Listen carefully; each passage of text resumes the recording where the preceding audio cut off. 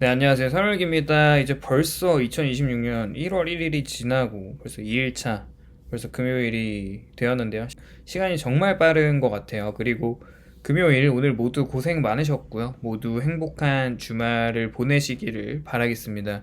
이제 오늘은 40대 분 외벌이 자녀를 3명을 키우시는 그런 분의 정말 인생이 빡센 이야기를 한번 해보려고 하는데, 40대가 흔히 인생이 가장 안정되는 시기로 묘사가 되잖아요. 근데 만약에 모아놓은 돈이 없다면 그런 현실이 만들어내는 비참한 외벌이 40대 가장에 대한 이야기를 해보려고 합니다. 사실 경력은 쌓였고 가정은 자리 잡았고 어느 정도 자산이 형성되어 있을 것이라고 기대를 하는데, 현실의 많은 40대는 이 이미지와는 전혀 다른 자리에 서 있죠. 특히 외벌이로 자녀 3명을 키우는 가정의 경우에 40대는 안정의 시기가 아니라 가장 무거운 부담이 한꺼번에 몰려오는 시기인 것 같습니다. 그리고 또 그 무게의 중심에는 하나의 냉정한 사실이 놓여 있는데, 그게 바로 모아놓은 돈이 없는 것입니다. 이게 단순한 재무 상태의 설명일 수도 있지만, 그것은 삶 전체를 관통하는 감정이기도 하고 매일의 선택을 또 제한하는 현실적인 그런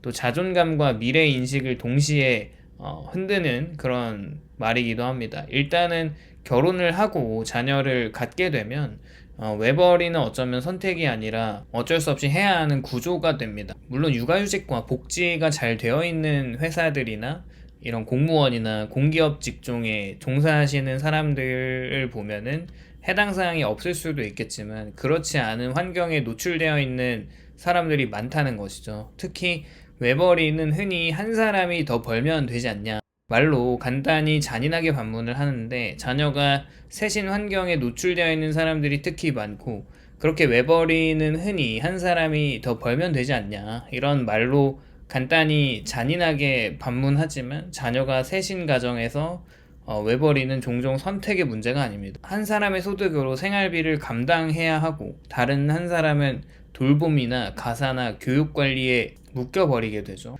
아이가 셋이면 돌봄 공백 자체가 허용이 되지 않습니다. 이 구조에서 외벌이는 희생이나 헌신의 문제라기보다는 가정을 유지하기 위해서 최소 조건이 됩니다. 하지만 이 최소 조건은 동시에 가정 전체를 하나의 소득원에 전적으로 의존하게 만들고, 그 순간부터 가정은 매우 취약해지기 시작합니다. 소득이 흔들리면은 모든 것이 흔들리게 되고, 그렇게 수입이 한쪽에서 벌어오는데 지출은 여러 갈래로 나가버리죠.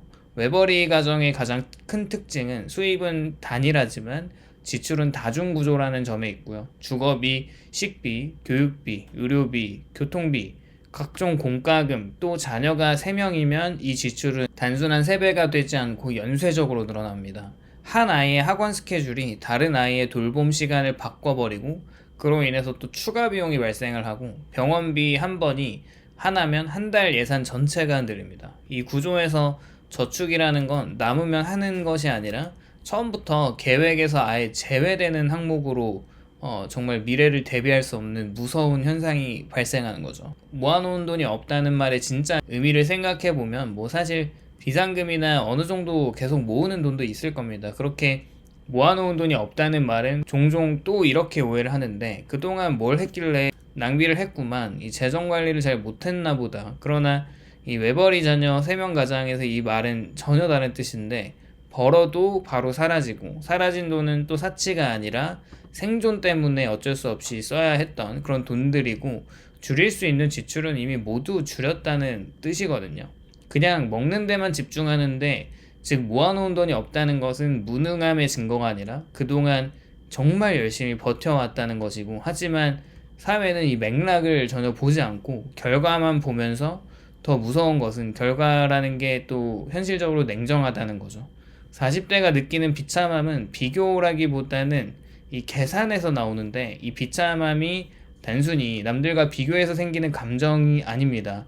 그것은 현실적인 계산의 결과고, 지금 수입으로 아이들 학비를 끝까지 감당할 수 있을까, 또 노후를 준비할 수 있을지, 예상치 못한 사고를 내가 견뎌낼 수 있을지 계산을 해보면 답이 없습니다.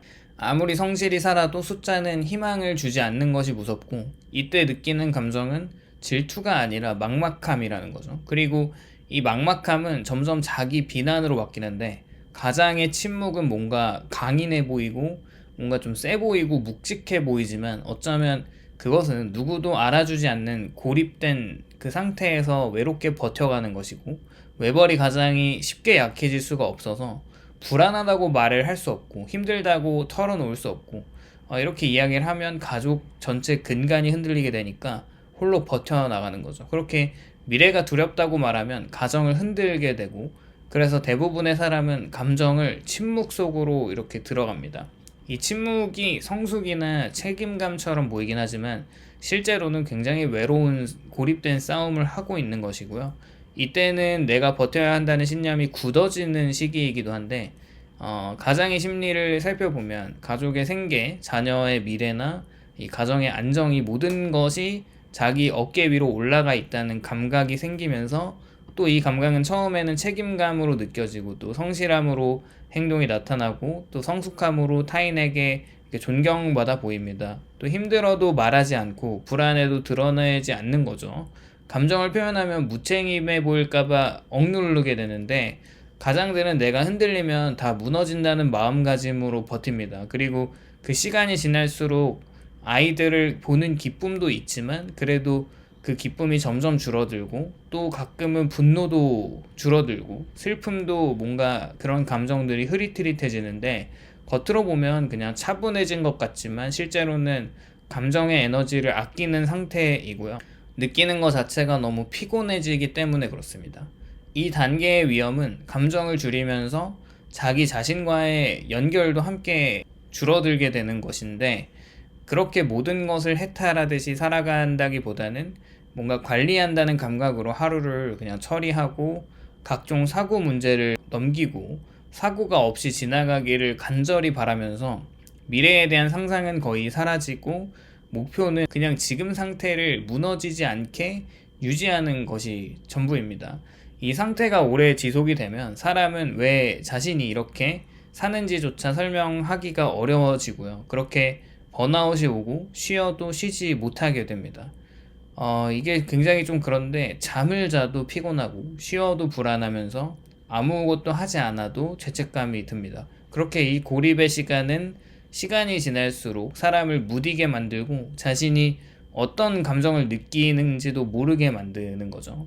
또 열심히 살아도 부모로서 아이 셋을 키우면서 가장 괴로운 감정 중에 하나는 부족함에 대한 죄책감인데, 더 뭐 해주지 못하는 것과 비교되는 환경에 놓여지는 그런 아이들에 대한 미안한 마음, 그렇게 아이가 또 나의 눈치를 볼 때 느끼는 마음을 염려하죠.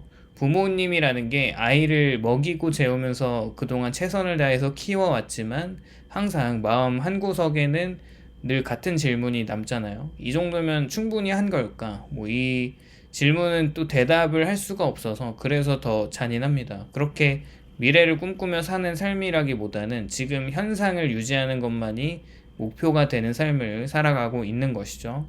이 구조 속에서 삶의 목표는 더 이상 성장이 아닙니다. 그냥 이번 달, 그냥 이번 주, 그냥 하루 아무 사건 사고 없이 넘기는 것과 다음 학기를 또 버티는 것, 그리고 그렇게 큰 사고 없이 지나가는 것이 인생의 목표가 됩니다. 또 이렇게 삶이 반복이 되면 사람은 어느 순간 스스로에게 나는 언제부터 꿈을 안 꾸게 되었는가, 이런 질문도 종종 하지만 이 질문이 나오는 순간에 삶은 또 단순한 피로를 넘어서 존재적인 소진으로 들어가고, 사실 사회에는 또 이 현실을 잘 보지 않죠.